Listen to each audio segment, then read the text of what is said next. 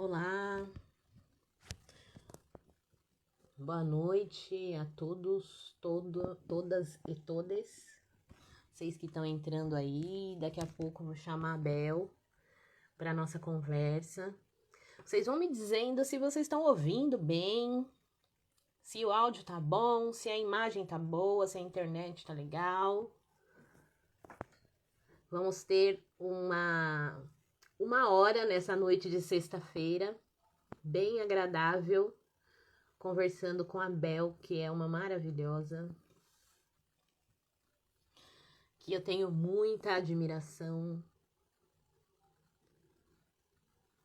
E eu digo até que eu quero ser como ela quando eu crescer. Sejam bem-vindes, todos. É muito bom estar aqui com vocês. Vamos nos achegando. Já tô aqui, ó, com a minha taça de vinho. Quem tiver um vinho, já pode pegar também pra gente brindar esse encontro de todos nós aqui pela internet, infelizmente, logo presencialmente.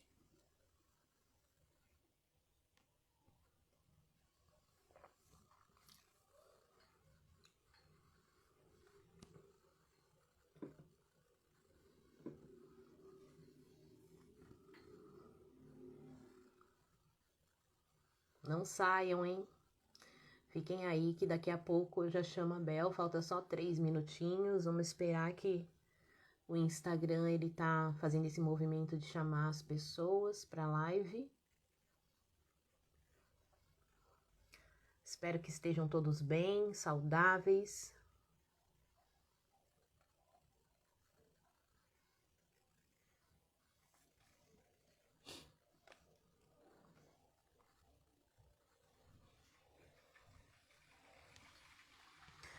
E eu vou pedir para que vocês, eu não sei colocar aqui a caixinha de perguntas, mas deve estar aparecendo para vocês a caixinha de perguntas. Então, se vocês quiserem fazer as perguntas, façam na caixinha e aí eu vou dando uma olhada também. Mas eu acho que as minhas perguntas vão contemplar aquilo que vocês querem saber.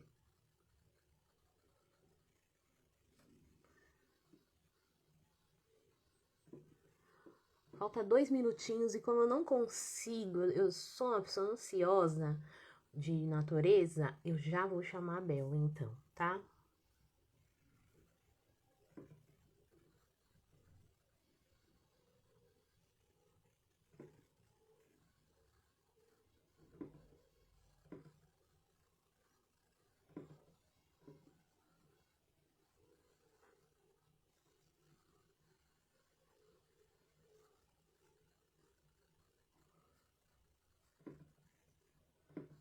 Ainda não deu pra chamar, porque ela não entrou ainda. Vamos esperar ela entrar às 8 em ponto. E aí a gente começa a nossa conversa. Enquanto isso, vão me dizendo aí o que vocês estão lendo, o que vocês escolheram para ler nesse final de semana. Não vão ler nada? Vão assistir algum filme, alguma série? Ficar só de bate-papo com a família? Vai contando aí o que vocês vão fazer, o que vocês pretendem. Já pegaram seus vinhos, suas águas, seus cafés, seus chás?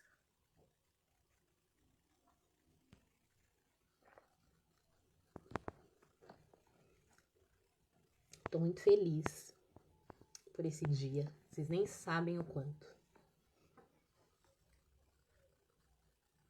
Feliz mesmo, de verdade, de estar aqui e ter a oportunidade de conversar com a Bel. Boa noite, lendo A Cor Púrpura, livro maravilhoso que vale muitas releituras.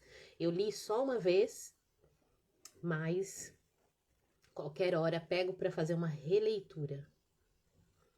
Boa noite, Fê. Noemi, olá. Fiquem aí aguardando, o Bel já vai entrar. E eu já vou chamá-la.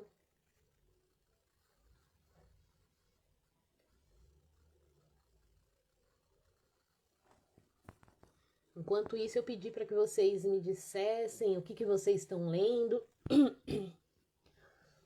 Se escolheram uma leitura para esse final de semana. Ah, Revolução dos Bichos.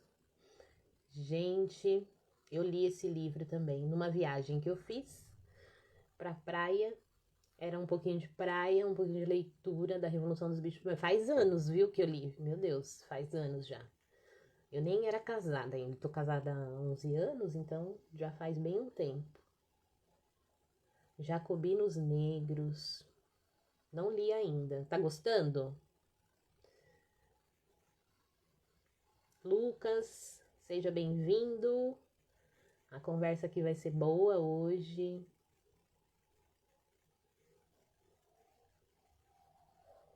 Começando o Conto da Aia. Meu Deus, esse livro é bacanudo e a série é melhor ainda. E olha que eu sou daquelas que sempre acha que a série e o filme é ruim perto do livro, né?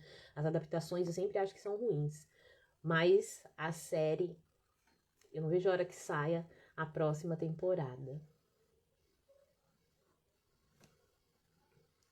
Deixa eu ver aqui. Gente, fiquem aí que eu vou dar uma chamadinha aqui na Bel, tá? Voltei. Deixa eu ver aqui.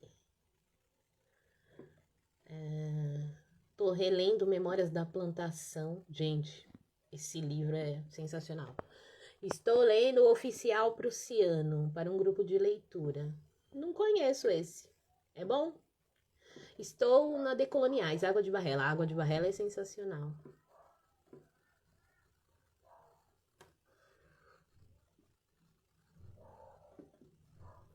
Helena Ferrante, o que acha? Maravilhoso. Ensinando a transgredir. Olha lá, Bel entrou, gente. Bel entrou. Vou chamar a Bel aqui. Vamos lá.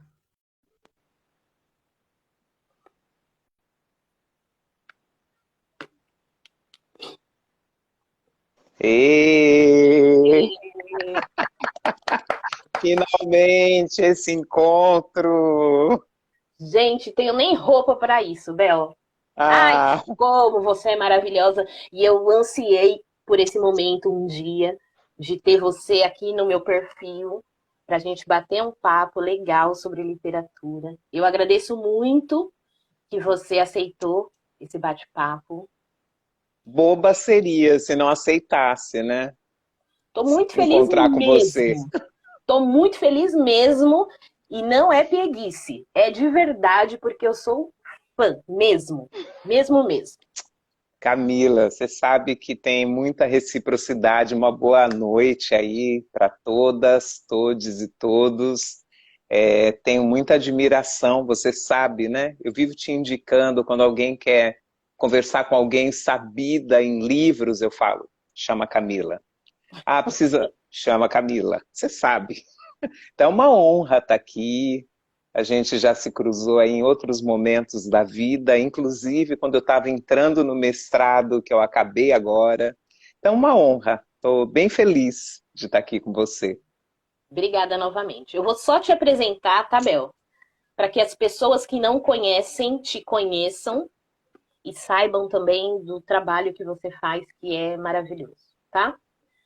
Então, hoje a gente está aqui com a Bel Santos Maier, que ela é educadora social e coordenadora do Instituto Brasileiro de Estudos e Apoio Comunitário, IBEAC, que investe em formação e transformação social, docente da pós-graduação de literatura para literatura, crianças e jovens no Vera Cruz e mestra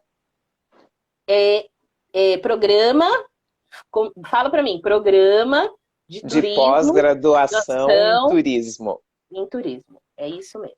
Mas não só isso, a Bel ela atua desde a década de 80 em organizações não governamentais, facilitando processos de criação de centros de defesa de criança e adolescente, que foi aonde eu vi a Bel a primeira vez na minha vida e falei, que mulher linda! Eu quero ser igual a ela, porque trabalhava no Sedeca, em Sapopemba, e fiquei ali admirando a fala dela e todo o gestual e como ela se comportava. Então, foi ali que eu me apaixonei pela Bel. E em 2018 ela foi curadora do Prêmio São Paulo de Literatura, o qual eu também fiz parte do júri inicial. Ela venceu o prêmio Retratos da Leitura no Brasil em 2018, o Prêmio Estado de São Paulo para Artes em 2019 e foi finalista do Prêmio Jabuti em 2019 também. É ainda cogestora da rede Litera Sampa, formada por bibliotecas comunitárias espalhadas pelas periferias de São Paulo. Inclusive tem uma aqui perto de mim, que é em Mauá, aqui no ABC. E bem-vinda.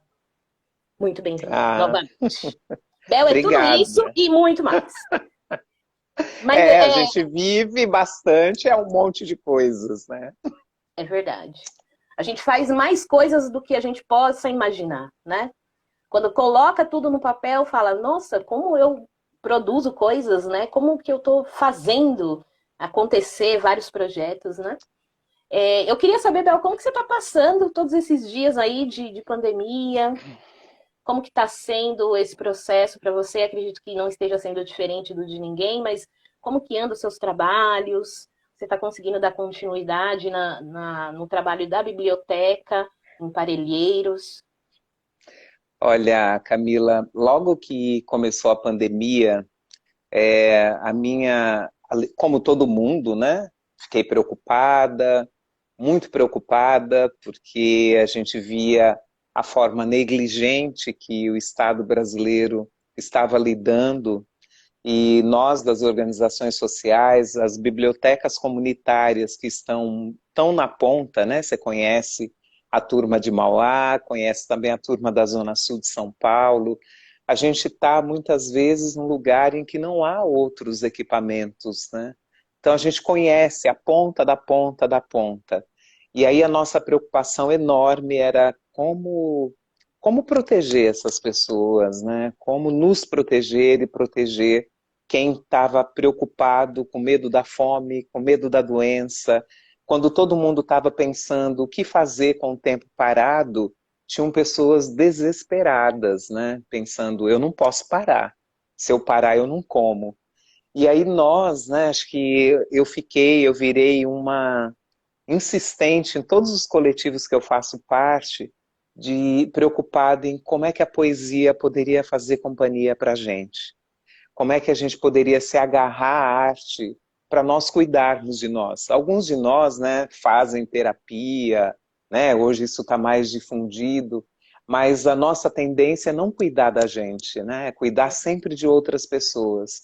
Então eu fiquei sempre muito preocupada em ter reuniões curtas, em ligarmos um para os outros para saber como é que nós estávamos.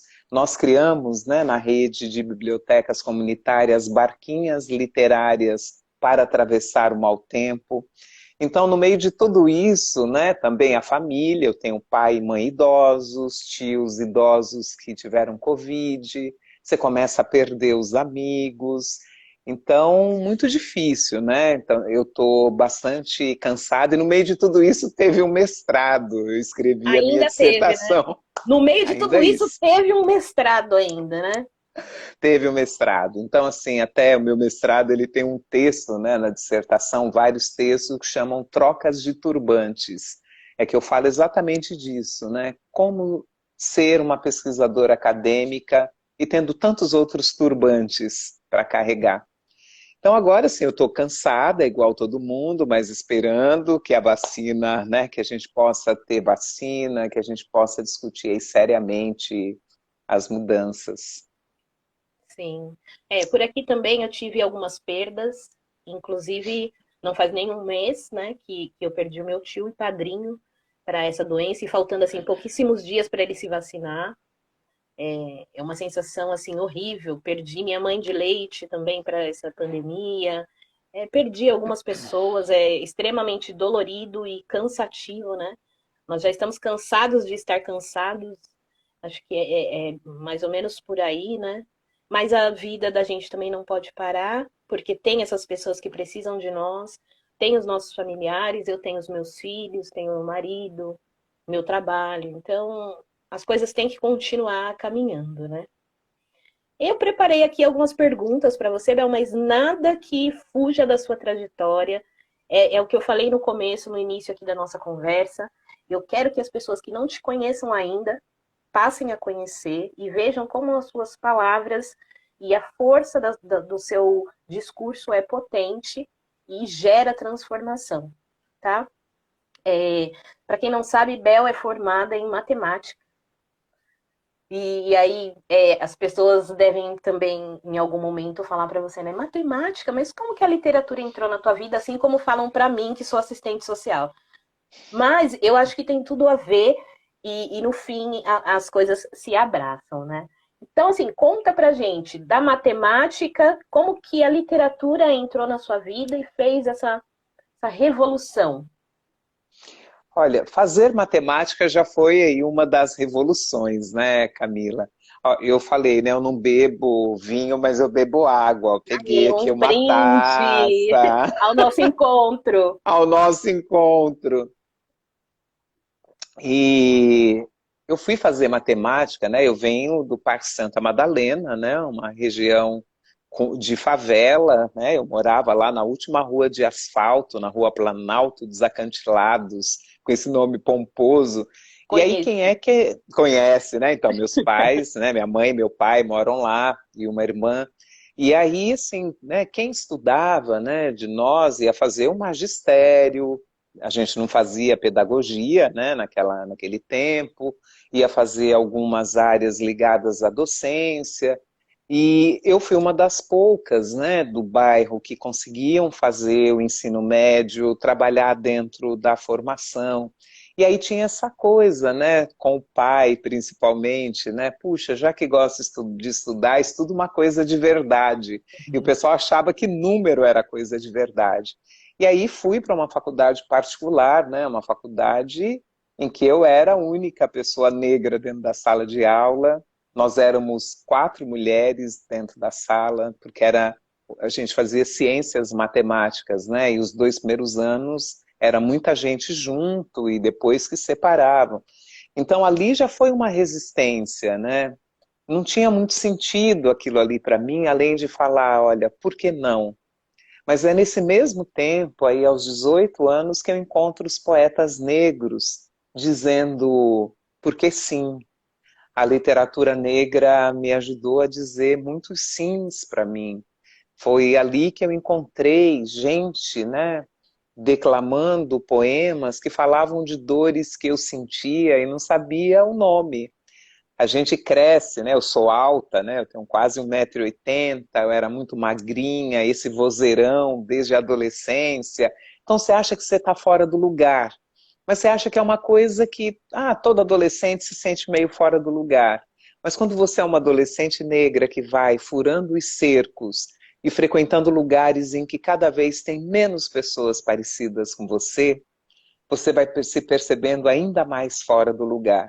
E a literatura foi o único caminho possível, o estudo foi o único caminho possível para que eu construísse um lugar não só para mim, mas para os nossos outros camaradas, né? Que delícia, que delícia. É isso. O meu caminho com a literatura foi, eu tive o privilégio de no ensino fundamental encontrar uma professora, né, que ela pegava dinheirinhos da gente assim, como se fosse R$ 5 hoje em dia, né? R$ 5 é um café. Pegava R$ 5 de cada aluno e ela fazia contato com a distribuidora ou com a editora, comprava os livros para os alunos e escrevia dedicatórias. Então eu tenho esse livro guardado a 7 chaves até hoje, e ela dizendo assim, que você seja uma grande leitora. E aí quando eu olho, eu falei, foi nesse momento que a literatura entrou de fato na minha vida. E aí, depois, né, um tempo você, como tudo na vida, um tempo você se dedica mais a uma coisa, a outra. E aí voltei, de fato, a ser uma leitora assídua mesmo, quando fiz a graduação em serviço social. Que a gente tinha que ler muita coisa, né? E aí intercalava com uns livros de ficção. que as pessoas falavam que era perda de tempo, mas era ali que eu conseguia criar símbolos, que eu conseguia ressignificar algumas coisas da minha própria vivência, e falava para as pessoas, imagina, vocês não sabem o que vocês estão perdendo.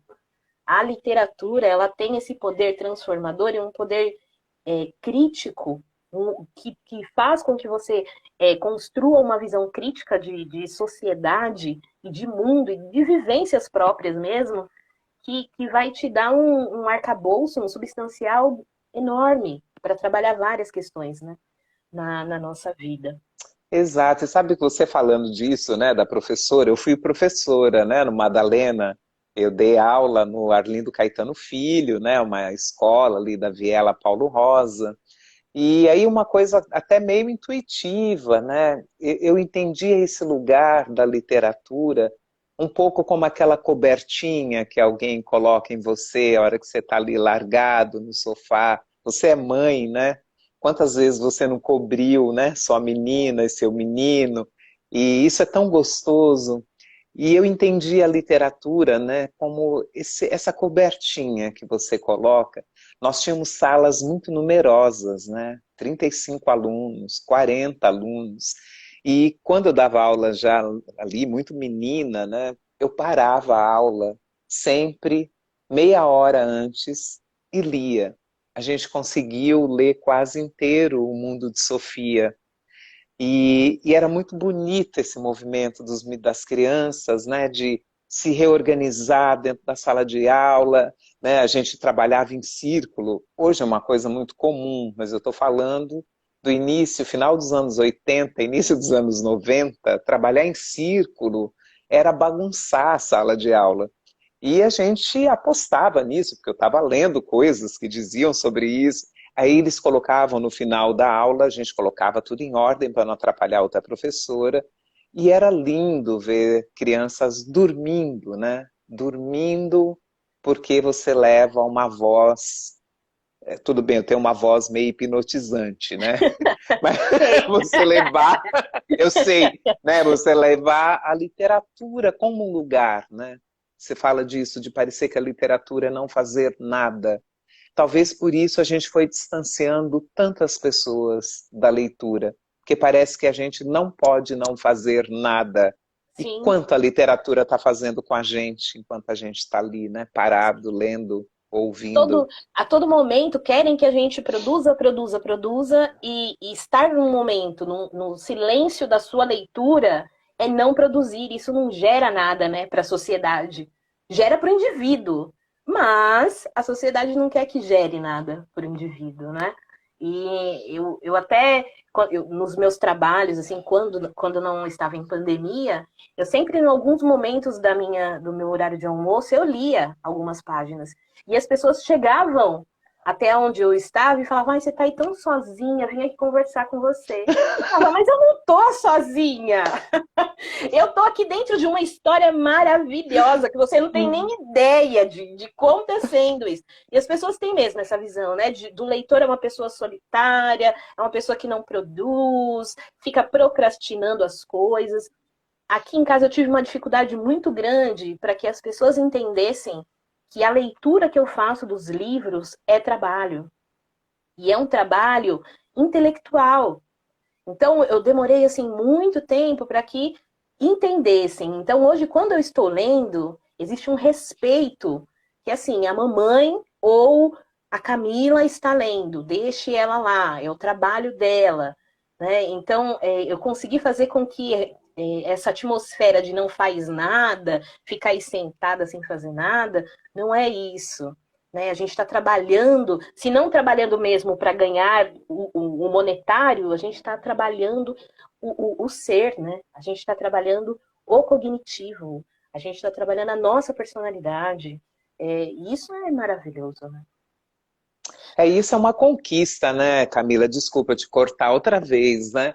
Não, não, pode estar à Mas eu vontade. sei que você também leu bastante a Michelle Petit, né? É uma das autoras aí que é referência para nós, né? Essa antropóloga que pensa na literatura, e em um dos livros ela fala disso, né? Como é sonegado às mulheres e principalmente as mulheres das áreas periféricas e das áreas rurais, esse acesso à leitura. Porque como é que você pode parar para ler? E aí ela fala dessa leitura feita à noite, né? Então você poder fazer aquela leitura escondido, como se você não pudesse, né? E a gente tem até um ditado popular na nossa cultura: primeiro a obrigação e depois a devoção. Então, o prazer, o descanso, isso não nos é permitido como mulheres. Então, você falar, né, que você precisou conquistar isso, né? Hoje isso é o seu trabalho. Mas também quem não faz isso como trabalho, por que você não pode deixar a louça na pia e sentar para ler? Por que não? Eu fico ouvindo, né, os homens dizendo o quanto eles publicaram artigos científicos agora durante a pandemia, dá quase raiva, né? Deviam ter vergonha, porque assim, alguém ficou com as crianças, alguém cuidou da casa, alguém cuidou dos idosos da família, enquanto outros estavam aproveitando o tempo para tirar coisas da gaveta, né, para fazer outras publicações. Então, ainda hoje a gente tem que lutar por esse espaço. E aí, pensando, né, em tudo isso e falando assim de lutar para conseguir esse espaço, seja de uma leitura para trabalho, ou de uma leitura por entretenimento, por prazer, eu fico pensando na questão da democratização da leitura, que é aqui a nossa chavinha, né, da nossa conversa. É, nós estamos passando por tempos assim bem sombrios, né? Começamos nossa conversa aqui falando sobre como você passou e como eu estive também nesse um ano de pandemia. Uma crise mundial de saúde, pandemia, falta de vacina, o nosso governo que não tem olhos para nada a não ser para sucatear os direitos da gente que são constitucionalmente um, que estão constituídos ali, né? Eu vou até falar constituídos na Constituição, mas que estão ali, são direitos de fato nossos, né? Que foram conquistados em cima de muita luta, inclusive com participação também sua, minha. Nós estamos ativas nesses movimentos. É, aí a gente vê que as pessoas estão lutando para ter as suas necessidades básicas ali e os mínimos sociais garantidos para sobreviver. Você acha que a gente tem espaço nesses tempos de agora para falar sobre democratização da leitura? Olha, acho que mais do que nunca, porque se a gente está, né, na situação em que está, né, esse desafio, né, da gente ter que ficar dizendo, discutindo o que é fake news, assim, quanto tempo a gente tem gasto, né, para desmentir, quanto tempo brigando e não lutando, né? Ontem nós falávamos numa outra live citando o Sérgio Vaz, né, que fala sobre isso, né? Briga tem hora para acabar, luta é para sempre. Então a nossa luta está aí o tempo todo, mas quanto tempo a gente precisou gastar brigando porque a gente não consegue construir argumentos para discutir os temas? Isso é a literatura que nos dá, né?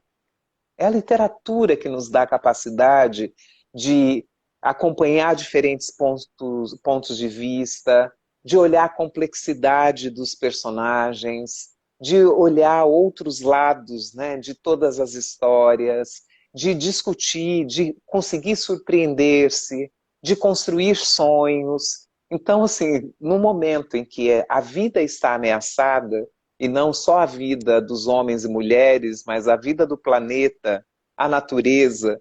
Então, o que a gente pode fazer? A gente precisa sonhar, construir outros mundos, e aí a gente precisa se nutrir. E aí não dá para nutrir, você é da assistência social, e eu tenho certeza, né, que você nunca fez uma discussão assistencialista, né? As pessoas às vezes acham que dar comida é assistencialismo. A gente precisa das pessoas vivas para que elas possam sonhar. Então, o que a gente tem visto aí dentro dos movimentos? São pães poéticos sendo distribuídos, pães produzidos por comunidades em Guarulhos que chegam com poesia, Nós, em Parelheiros, criamos os 4 P's: pão, proteção, poesia e plantio. As cestas básicas chegaram sempre com alimento. A gente falou, é a oportunidade da gente olhar para as pessoas de forma integral. O que acontece, infelizmente, né, é que nesses momentos fica muito mais fácil ainda, né, destruir políticas que a gente lutou tanto para conquistá-las. Então, você tem aí uma isenção de impostos para os livros, e aí fala, então vamos tirar porque os pobres não leem. E o que a gente tem visto, né, que mudanças têm acontecido no nosso país, porque nós estudamos muito mais que as nossas bisavós. Nós, então, que somos mulheres negras, muito mais, né? A gente conseguiu conquistar um lugar de sermos olhadas como gente que pensa, como gente que constrói o seu país. E muitas outras vieram atrás de nós. Hoje é impensado para nós que um menino, uma menina não possam escolher as suas trajetórias. Há poucas décadas atrás você não podia fazer isso. Então o que, que a gente começa a ver? Desmonte de programas que proporcionam a ampliação e continuidade dos estudos, o corte de bolsas, aumento de impostos para livros, transformação de políticas de livre leitura em merenda, e aí de um jeito muito feio, né? Um jeito perverso, né? Então, assim, esses áudios que vazam, né, toda hora, né, é uma loucura, né? Porque assim a gente não conseguir discutir a claras, né, à luz do dia, dizendo, olha, não dá para a gente dividir os direitos humanos. Nós somos inteiros, né? Tem 30 artigos na Declaração dos Direitos Humanos que vão dizer, né, do direito à vida, ao direito ao lazer, ao direito de ir e vir. Deveria ser a cartilha, deveria ser a nossa cartilha de letramento para a humanidade. Sim. Ai, que lindo. Eu sabia que ia vir uma respostona. Falei, não, eu vou ter que fazer essa pergunta. Eu fiquei até nesses dias todos, né, em que eu perdi também aqui as pessoas que eu amava. Falei, será que é bom, de bom tom, né, continuar falando sobre literatura, vir aqui indicar um livro e falar que eu gostei daquela leitura, enquanto tanta gente sofre? Aí eu falei, não, é muito de bom tom. É muito de bom tom, porque é através da literatura que as pessoas vão ressignificar, inclusive, as suas dores, as suas perdas, os seus afetos. Como que a gente vai lidar com tudo isso que está nos acontecendo? Né? É preciso que a gente fale sobre esse desmonte do governo, sobre os direitos que estão ali constituídos. É preciso que a gente fale e diga não à taxação dos livros. É preciso que as pessoas estejam de pé, mesmo em meio ao sombrio, àquilo que quer nos atacar. Né? A luta, ela nunca foi fácil. Seja em qual âmbito for, ela nunca foi fácil.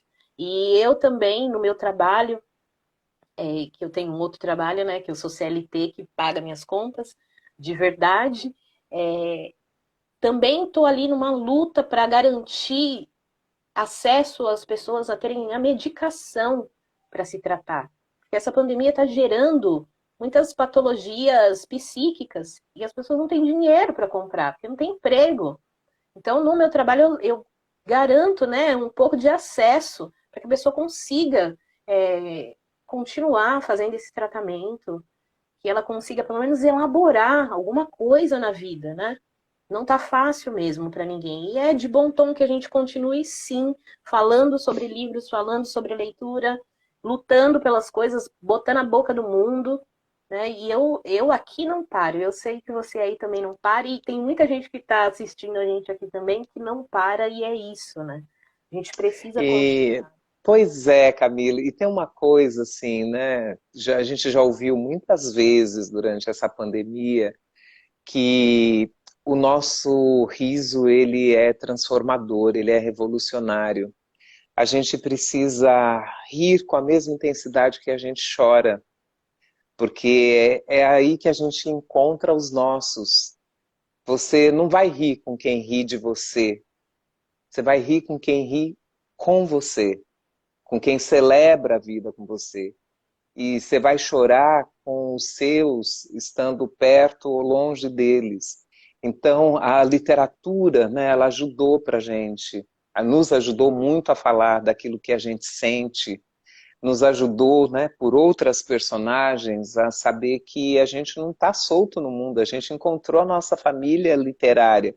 Eu lembro quando eu te reencontrei, né, foi na USP, né, na escola, na EASH, né, na USP Leste, e você estava lá no meio dos livros, da Feira do Livro. Então a gente já se gostava. Mas quando a gente se encontrou naquele lugar, no meio dos livros, aí você começa, não, você viu esse? Você leu esse? E aí a gente começa, então, isso faz um bem enorme, né? Faz companhia para a gente. E aí, o que, que a gente faz, né, com a questão da democratização do livro? A gente não aguenta viver isso sozinho.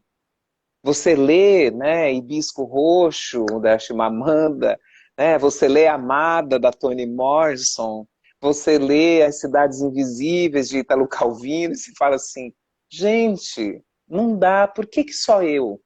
Eu preciso que mais gente viva isso. Aí faz live, faz podcast, faz sarau, faz Clube roda de de leitura. conversa, faz clube de leitura, faz revista literária, faz alguma coisa para que isso chegue para mais gente. Né? Eu vejo você fazendo isso, nós da Rede Litera Sampa do lado de cá fazendo também a mesma coisa. Então, tem que ser. Né? Então, imagina se a gente fosse só, né, continuar aí nos afundando. Então a gente faz o tempo todo, né? O nosso quilombo está o tempo todo denunciando as mortes, mas a gente vai o tempo todo lembrando, né, que nós estamos vivos e vivas.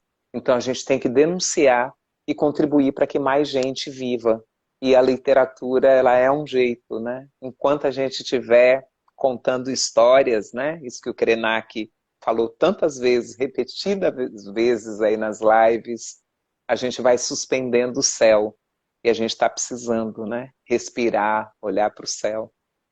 Muito. E tem muita história boa e bonita para ser lida ainda. Para fazer a gente sorrir bastante. Bel, é, eu, como você disse, né? Você terminou o mestrado há pouco tempo.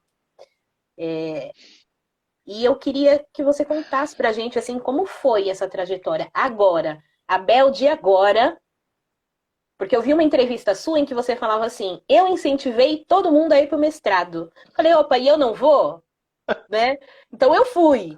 E aí eu queria que você falasse pra gente como que foi essa trajetória na Bel de agora, com tudo isso que aprendeu, com tudo que está dentro de você, né? Como que foi estar na academia novamente e como que você enxerga a academia para as pessoas negras agora, nesse momento que a gente está. Não digo um momento de pandemia, digo um momento mesmo cronológico. Nós estamos em 2021, né? E como você enxerga a academia para essas pessoas negras como nós? Eita, que perguntão, né? Acho que eu vou tomar um vinho. Olha, Camila, é isso mesmo, né? Eu sempre tive incentivando que a gente ocupasse todos os espaços, né? Porque a gente nasce, né? Nós que viemos das áreas periféricas e dependendo da quantidade de melanina que a gente tem no corpo, as pessoas tentam, as pessoas, o Estado, todo mundo, a nossa família, dizer qual é o nosso lugar. E como nós falamos já no começo dessa live, né, é a educação que diz para a gente o nosso lugar é o lugar que a gente quiser. A gente vai batalhar para ele. E não estou aqui com nenhuma fantasia de que isso seja fácil. Não foi fácil fazer o magistério, não foi fácil fazer matemática, não foi fácil ser educadora da rede pública. Teria aí muitas microcenas e grandes cenas de discriminação para contar e vontades de desistir não, né? Mas de gastar o meu tempo brigando ao invés de fazer o que eu queria fazer. Então, acho que a gente começa a viver um tempo que nós não aceitamos mais ser só objeto das pesquisas dos outros. Eu tenho 53 anos. O que eu já respondi de pesquisa na minha vida para os outros desenvolver os seus trabalhos e nem nunca voltar para contar quais foram as reflexões. Então faz pelo menos, acho que uns 25 anos que eu consegui me posicionar. Então assim, olha, a nossa favela não está à disposição para ser pesquisada, a minha família não está à disposição para ser pesquisada, a gente precisa fazer isso junto, né? E não estou negando o lugar do pesquisador, né? A gente vê aí que pena, né? Esse ano não aconteceu o censo que já tinha sido adiado, porque a gente sabe, foi o censo que deu a possibilidade de nós construirmos políticas públicas de construção de igualdade. Porque sem saber quem nós somos e o que está acontecendo com a gente, como é que você vai construir política pública? Como é que você vai reivindicar recurso para essas políticas? E aí, então, a gente começa a se posicionar. Então, olha, você quer fazer a pesquisa? Vem conversar com a gente. Vem explicar a pesquisa. Vamos ver, eu queria só entrevistar alguns meninos. Quantas vezes a gente viu isso acontecer? Então, vem conversar com os meninos, explica a sua pesquisa para ver se eles topam. Eu não sou dona dos meninos. A gente tem uma história junto. Então, tudo isso foi me fazendo, né, também pensar e falar, gente, é isso.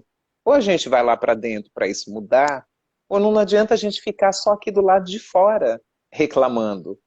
Não é fácil estar lá dentro, porque a gente adoraria chegar lá, encontrar, né, o orientador que conhece a nossa trajetória, que respeita, que leu pelo menos um quinto das coisas que a gente leu. Raramente, né? Raramente isso vai acontecer, porque ainda somos poucos lá dentro da academia como orientadores. E aí eu incentivei muita gente a ir. E o que aconteceu foi que a minha história foi me levando para uma projeção, né, nacional, internacional, mesmo sendo uma pessoa tímida. As coisas que eu fui falando foi tendo sentido, as coisas que eu fui fazendo com tanta gente foi tendo sentido e visibilidade. E eu percebi que a gente tinha uma discussão madura para levar para dentro da universidade. As bibliotecas, ainda pouco estudadas pelas várias universidades, eu falei, agora é a hora da gente estar lá dentro. Então, falando, gente, vamos lá, vamos levar as bibliotecas, né? Aí tem algumas pesquisas interessantes que vão brotando. E aí, como eu estava em Parelheiros, no extremo sul da cidade de São Paulo, uma área em que começava a despertar para esse olhar turístico, eu tive câncer em 2010 e precisei ficar afastada das minhas atividades. Eu falei, então, ó, câncer, se cuida, porque eu vou continuar. Aí eu resolvi fazer turismo. Eu falei, vou aproveitar o tempo e estudar alguma coisa que é fora do meu conhecimento e que pode contribuir para as coisas que eu estou fazendo. Aí eu fiz turismo, conheci outras pessoas lá, pesquisadores, levei Roberta Sogaiar, uma professora que virou amiga, levei para lá, o Fábio, que agora está na Alemanha, ajudando a falar da gente lá em Berlim. E aí depois eu falei, por que não fazer o mestrado no turismo? Levar as bibliotecas comunitárias para um lugar que não é óbvio, que as pessoas nem sabem que existe biblioteca comunitária. Porque qual é o lugar da biblioteca como turismo?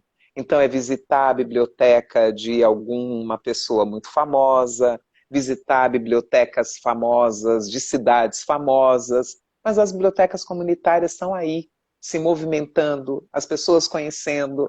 E aí eu resolvi enfrentar esse desafio. Eu fiz um mestrado que chama Parelheiros, Idas e Vindas, Ler. Nossa, esqueci o nome da minha pesquisa. Então, é ler, viajar e mover-se com uma biblioteca comunitária. Eu analiso como é que o território muda a partir dessa biblioteca, como é que os jovens mudam, como é que eu mudo com essa história. E aí não é brincadeira. Não é brincadeira, então não tem nenhum professor negro dentro do meu grupo, não tem nem a professora que tem está num outro departamento, não está lá. Mas a gente vai, né? Devagarinho. A bibliografia que eu usei não tinha nenhum autor negro, aí eu decidi colocar epígrafes que dialogam com o texto. E nas epígrafes eu escolhi principalmente autoras negras. Eu escolhi narrar em primeira pessoa e usei para isso Bell Hooks e Grada Quilomba, e dizendo, né, se eu estou pesquisando de dentro, se eu sou sujeito dessa pesquisa e todos os jovens são sujeitos, eu não posso falar da forma impessoal, disse, fala-se, escreve-se. Não, somos nós mesmos. Tem hora que tem a gente mesmo. Então a gente fez, nós fomos, é assim. Então a gente tem que ousar, Camila. Então, olha, tem aqui várias pessoas nos ouvindo, pode ser que já tenham mestre, mestrandas, doutorando. Se não está, bora, gente. A gente precisa mudar de dentro. A gente tem que estar lá dentro, tem que conhecer. Não é fácil todos os dias, não são fáceis, mas a gente vai encontrando outros de nós no corredor, na sala de aula e fazendo a coisa acontecer. Inclusive, no mesmo tempo que você estava fazendo a sua pós, o Felipe, o Choco, estava fazendo a pós também, né? E aí a gente já vai encontrando nos corredores, né? É tudo muito bonito, mas triste também, né? É bonito você resistir a algo que não é para você e sobreviver e sair com sucesso, mas é triste também perceber o quanto que falta estarmos nesses lugares, né? Eu fiz uma pós também no final de 2019, comecei em 2019, terminei em março de 2020, abril de 2020, quando já estávamos em pandemia.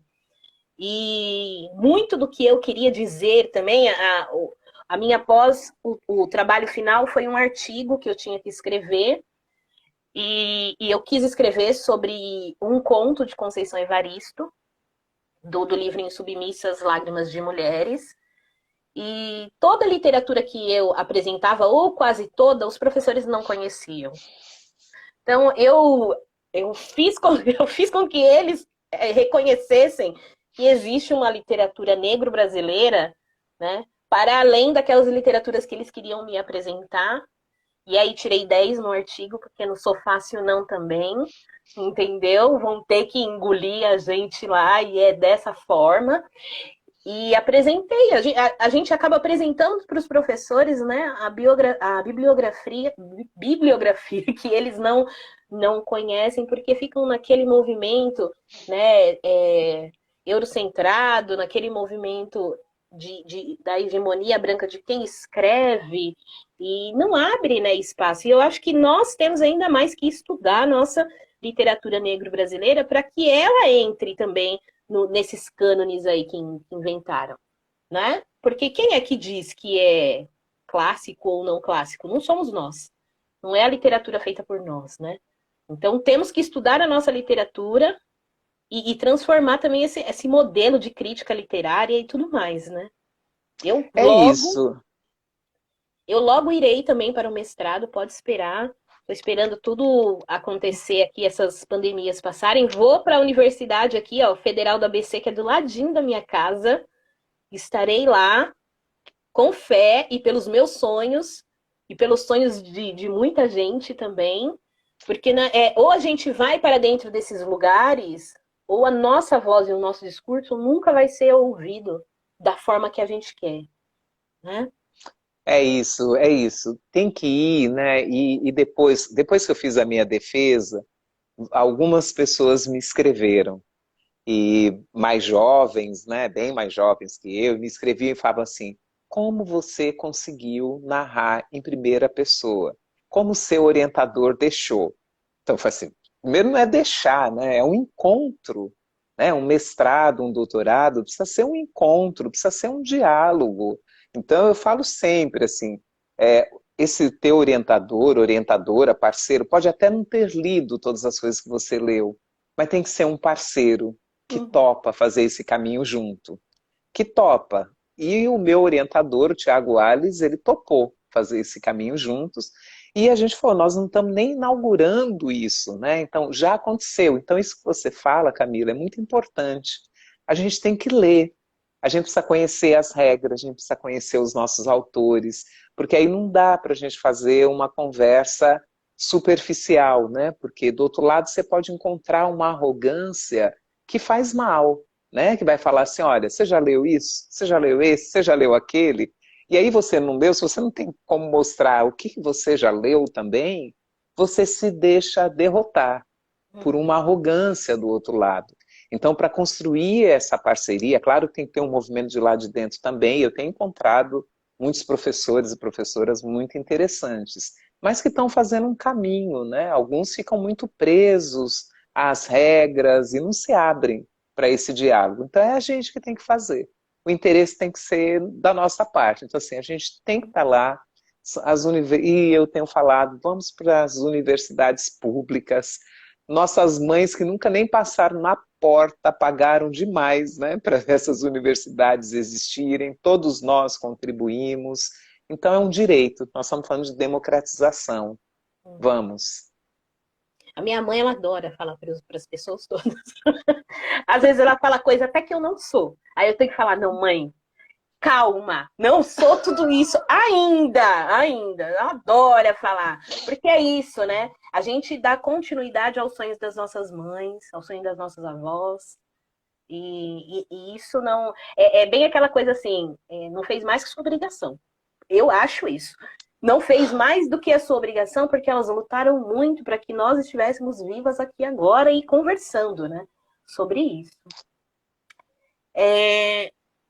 A Bel falou da biblioteca, né? Caminhos da Leitura. É uma biblioteca que está lá em Parelheiros. Olha, eu tenho dificuldade com esse nome. Parelheiros. E ela foi construída na Casa do Coveiro. Né, Bel?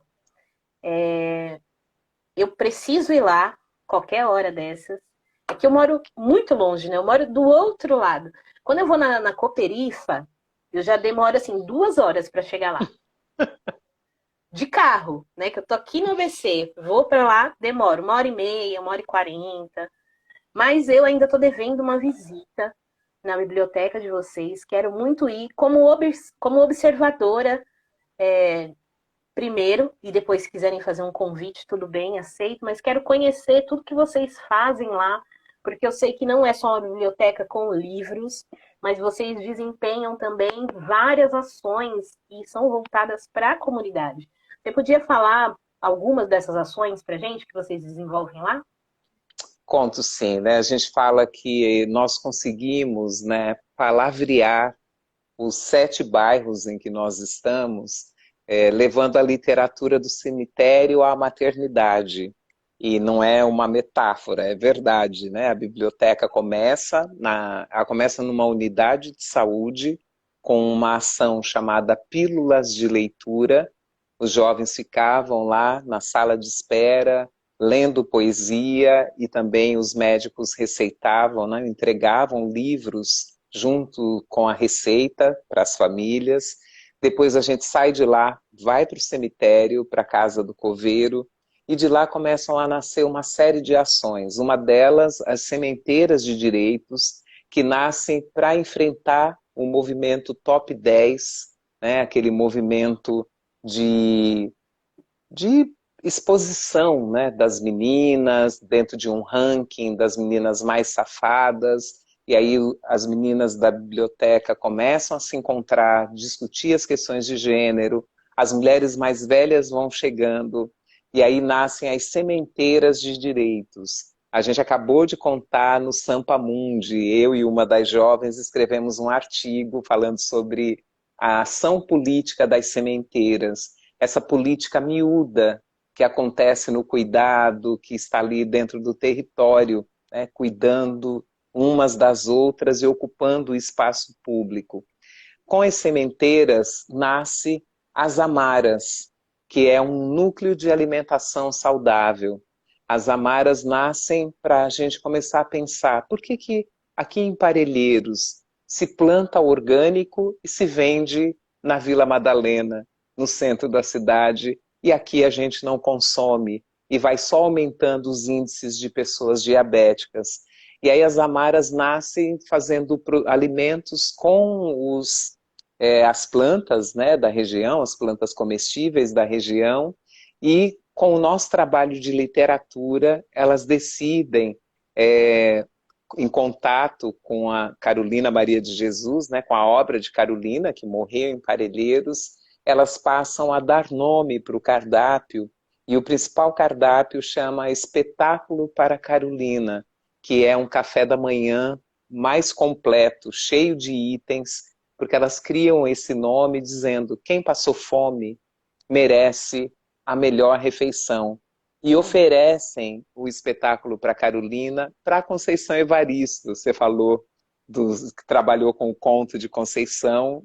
Elas ofereceram para Conceição e ganharam de Conceição Olhos d'Água, autografado. Então, uma história marcante para essas mulheres. O grupo de mulheres, né? A gente começa a trabalhar com essa alimentação saudável também nas escolas e numa outro espaço que a gente cria, que é a Casinha das Histórias, que é um espaço para se encontrar, para ler, para conversar sobre literatura.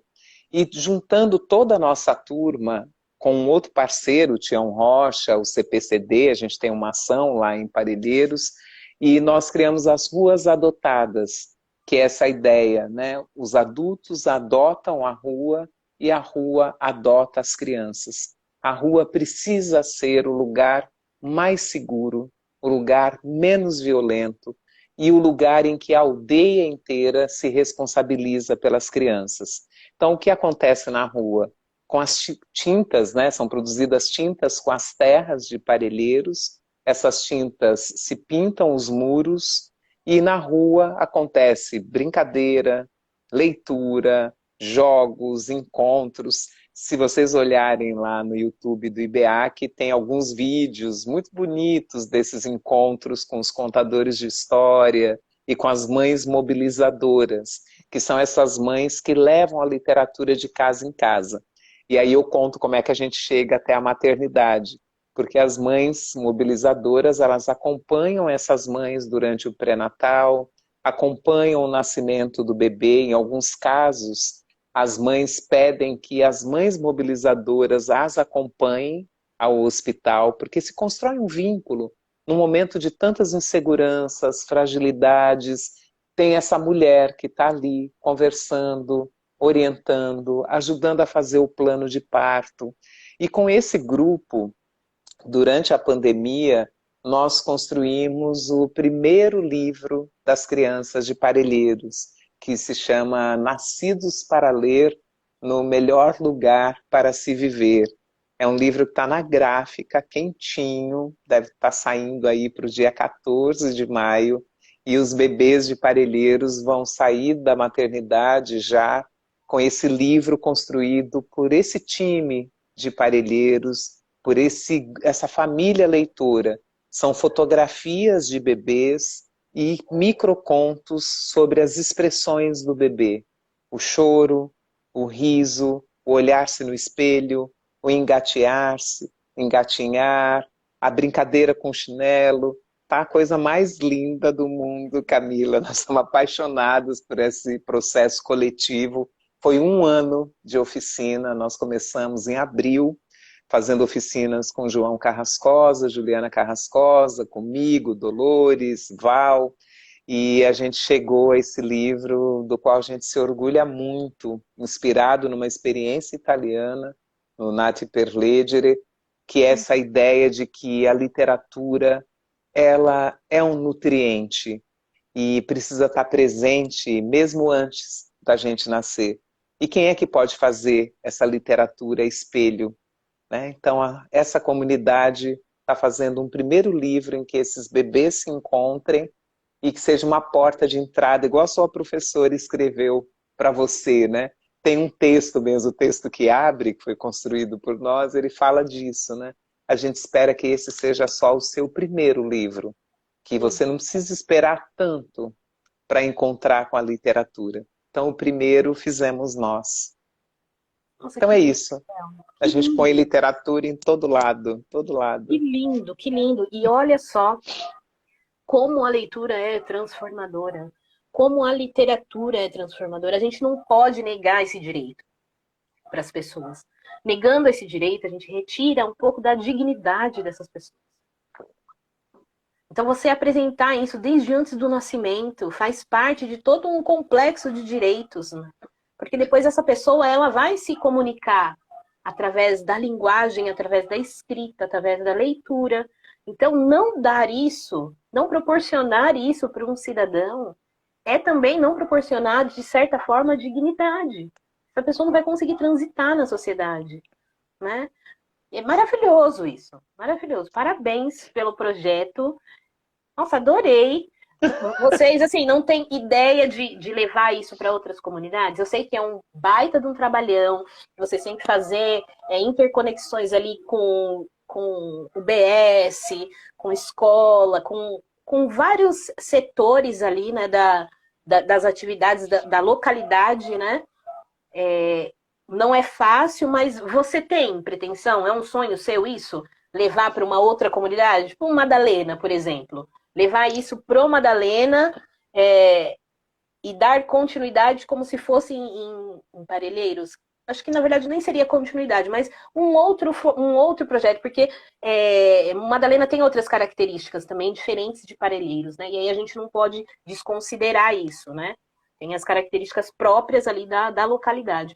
Mas você gostaria de expandir isso? Olha, Camila, nós, né, que nós somos um coletivo, né, no IBEAC, nós colocamos como meta para nós, nos próximos anos, a sistematização dessa história. Porque muita gente tem pedido isso para a gente, né? Então, acho que tem uma coisa, a biblioteca. Nós criamos a rede Litera Sampa, né? Todos nós, né? A Ademir dos Santos faz parte da rede Litera Sampa. Então, essa coisa de atuar em rede, a gente conseguiu construir com as especificidades de cada território o que é uma biblioteca comunitária. Então a gente conseguiu discutir acervo, discutir mediação de leitura, espaço. Nós somos, né, da Rede Nacional de Bibliotecas Comunitárias, então com apoio inicial que foi do Instituto CIA, depois do Itaú Social, com assessorias, a gente foi construindo, e aí eu até convido quem não é de biblioteca comunitária para acessar a Rede Nacional de Bibliotecas Comunitárias, RNBC, que lá estão as publicações, que a gente vai contando tudo isso. O que a gente pensa de comunicação, como é que nós pensamos acervo, como nós pensamos espaço, como é que nós viajamos entre as bibliotecas comunitárias. Todas as publicações estão lá. Para quem acha que a periferia não lê, tem uma pesquisa lá, o Brasil que lê, até por aqui, perto de mim. Então é possível acessar, né?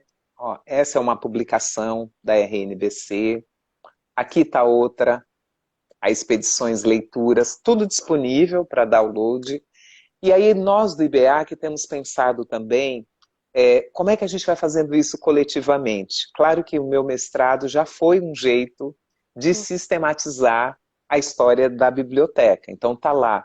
Como for transformar jovens leitores? Você participou de um outro projeto nosso, o Literatura e Direitos Humanos, que também foi sistematizado nessa revista Viração. Inclusive eu não recebi a minha, hein? Eu queria. Mas sabe por que você não recebeu ainda? A pandemia começou no dia 17 de março, logo depois que a revista chegou. Então a gente vai mandar, a gente tem lá, cada autor, participante, você tem 10 exemplares, você não tem nem só um, tem 10. Claro, porque você faz tantos trabalhos, né? E para você poder também distribuir. E aí agora a gente está pensando, né, em sistematizar, estamos pensando em vários jeitos. Um deles, né, é por meio de nós mesmos, né? Ir para a academia para pesquisar o assunto é uma forma. Receber pesquisadores também é uma forma. Sobre as mães mobilizadoras, a Daniela Padilha, da Jujuba, ela fez uma pós-graduação e ela acompanhou uma mãe mobilizadora. Ela acompanhou a recepção do livro dentro de uma casa que não tem estantes e que a literatura não está presente. E a Dani, ela vai fotografando, ela faz uma sequência de fotos maravilhosas de como esse livro chega quando a mediadora, ninguém está dando bola, a mediadora está lendo, aí o irmão mais velho chega e olha, aí como depois ela lê para aqueles dois, a mãe pega a bebê, ela começa a ler para a bebê, a conexão de olhos entre a mãe e a bebê, e ela nos ajudou, eu fico até arrepiada, né? Porque ela nos ajudou a olhar de uma outra forma para uma coisa que a gente já está fazendo faz tempo. Tanto que a gente decidiu, dentro desse Nascidos para Ler, a gente vai fazer o monitoramento dessa recepção dos livros durante 6 meses. Olhar onde o livro fica, o que é o adulto o cuidador dessa criança lendo, como é que o bebê, a bebê, olha, como ela se reconhece. Então tem muitas coisas aí para olhar. E aí a gente vai sistematizando. Então o que a gente acredita, assim, a gente pode registrar essa história dizendo assim, olha, a gente fez esse caminho, é um caminho de muita escuta, mas muita escuta mesmo. Nós estamos lá há 12 anos. Tem Vai que ser fazer bom 13 escutador, anos. né? Tem que ser Tem que bom ser bom escutador. escutador. Tem Tem que que ser ser bom meio como escutador. Conceição Evaristo, né? Escuta É, para é depois isso. construir as narrativas. Para depois construir. Então isso tem sido, então tem muita escuta, tem os melhores erros, tem coisas que a gente fez e não deu certo.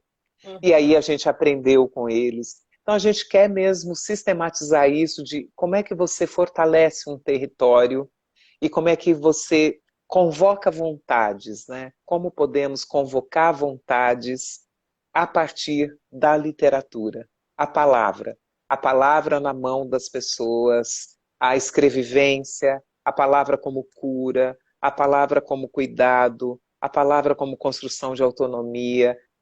Hoje a gente vê o número de pessoas, de parelheiros na universidade, né, dentro do nosso time. Todo mundo consegue planejar e ir para a universidade, estudar. Isso é apaixonante. É lindo, é lindo. É.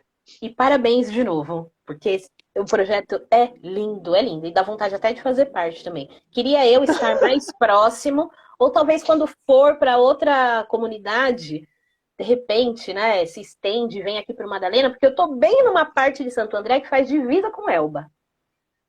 Então, eu estou Olha, aqui pertinho de Sedeca, estou aqui pertinho de Nayara, estou pertinho de Sueli, estou pertinho de todo tá mundo aqui. vendo? A Duda tem uma jovem mediadora lá agora, uma figura que entrou nesse projeto Literatura e Direitos Humanos e hoje é mediadora, uma figura e uma grande mediadora de debate. Ela vai, a gente vai fazer o Litera Sampafro daqui a pouquinho aí no mês de maio e ela vai ser a mediadora de uma conversa da Mel Duarte com o Luiz Cuti, Não que esquece de nasceu mandar, não nesse esquece de projeto. mandar para mim todas essas informações para eu poder divulgar, tá, Bel? Faço questão Mando. de divulgar tudo. Nosso tempo acabou, mas antes de Nossa. finalizar mesmo, eu queria que você fizesse uma indicação de uma leitura. Pode ser uma leitura que transformou, que fez parte da sua formação como leitora, pode ser uma leitura que te transformou ao longo do caminho, pode ser a leitura que você está fazendo agora. Não sei, indique para a gente um livro Ah, para que as pessoas possam ir atrás depois e ler também. tá. Olha, eu vou.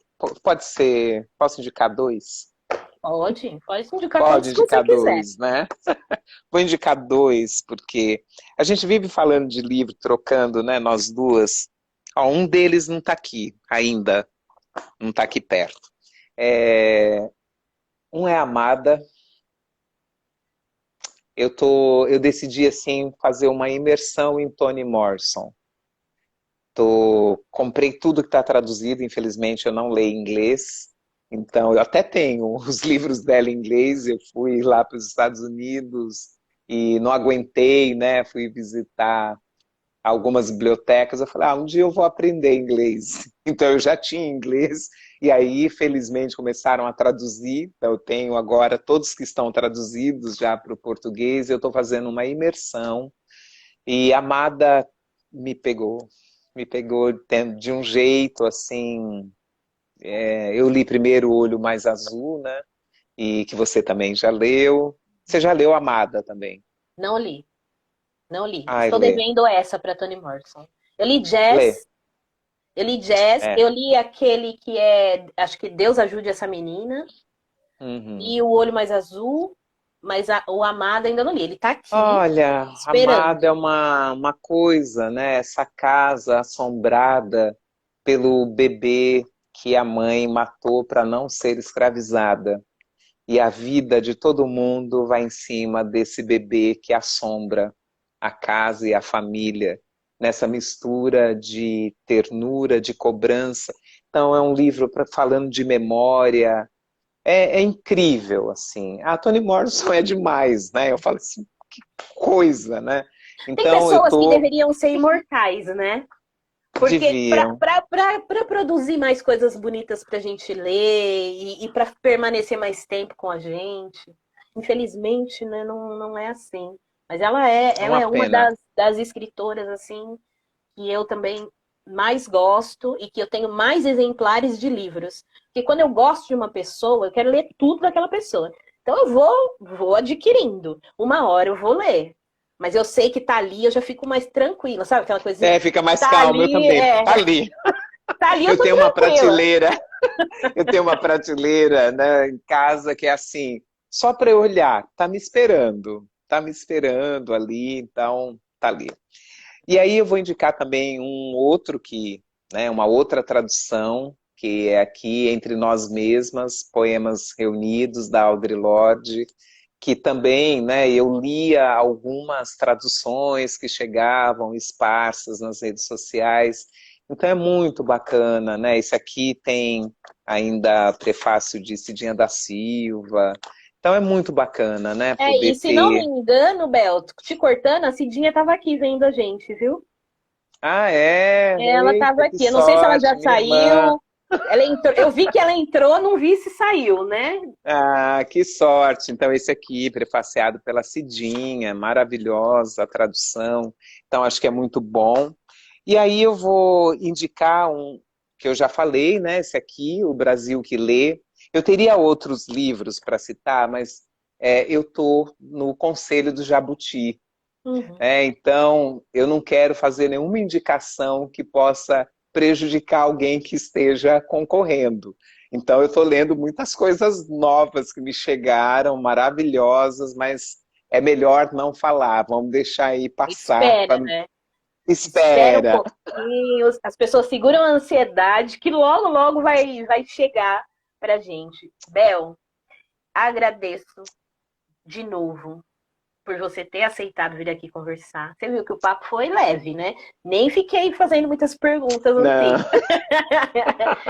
Um bate-papo mesmo, só para que as pessoas pudessem nos ver, porque também a gente fica muito por trás, né, fazendo um trabalho. Mesmo que eu produza conteúdo, o que aparece mais são os livros e não eu, né? Aparece ali a minha voz através da escrita, mas eu não apareço muito com o rosto, né, com os movimentos, os gestos, e acho que isso aproxima muito mais as pessoas que nos acompanham e acompanham o nosso trabalho. Então, essa live foi sim, eu sou avessa a lives, viu? Se considere uma pessoa privilegiada, porque eu para aparecer é uma coisa, assim, eu sou péssima. Mas fiquei muito feliz de desse encontro e desse encontro ser com você. Eu torço e oro para que você permaneça bem, com saúde, continue desenvolvendo o seu trabalho, que é lindo, sem demagogia. Eu vou continuar também desenvolvendo o meu, que eu também sei que é lindo, né? E a gente vai se encontrando pelas Vamos. internets, pela vida. Espero que a gente possa tomar um café logo, que a gente possa também Tomara. compartilhar de trabalhos aí em outros momentos, né? E se você quiser falar alguma coisa, fique à vontade. Ah, quero agradecer pelo trabalho que você faz, você sabe, eu vivo aí te indicando, eu acho tão importante isso que você faz, né? É de uma generosidade, você lê, compartilha as leituras, então é importante, né, quem puder apoiar esse trabalho, né, olhar isso como trabalho, né, você está ali lendo e falando, olha, eu li, pensei isso, achei isso sobre esse livro, Então, é importante que você também possa viver disso, né? Por mais que a gente saiba o quanto é desafiador, né? Poder viver, ser sustentado fazendo as coisas que a gente gosta e acredita. Essa é uma grande batalha na vida de todas nós, mas que a gente consiga fazer isso nos apoiando, né? A gente falou aqui do Choco, né? Do Felipe, que publicou o seu livro, e a Rede Litera Sampa comprou o livro, está lendo, para depois marcar um encontro com o Choco. Então, compre livros da nossa gente, né? A gente tem, porque senão as pessoas vão desistir de escrever. Então, acho que é isso, né? Como é que a gente pode se fortalecer? E o trabalho que você faz vai nessa direção, né, Camila? Vai E até, fortalecendo. até o desafio de leitura que eu proponho, que é o Lendo Escritores Negros Brasileiros, é exatamente para isso. Olhem para os nossos escritores, leiam os nossos escritores, comprem livros dos nossos escritores. As histórias e aquilo que a gente tem para narrar e para mostrar para o mundo é muito lindo. É muito lindo e faz parte é, da fundação da construção do nosso país. É significativo demais. Então, que as pessoas tenham, né, cada vez mais olhar para a literatura negro-brasileira, estude cada vez mais essa literatura, né? E é isso. É Obrigada. isso. Um Obrigada a beijo. você. Fique com Deus. Se cuide, Beijo grande. tá? Um Vamos, beijo. vamos E, sim. gente, essa live vai ficar salva, viu? Então, quem não viu tudo, pode ver depois. Beijo. Beijo, obrigada a todo mundo. Bom final de semana. Tchau. Tchau.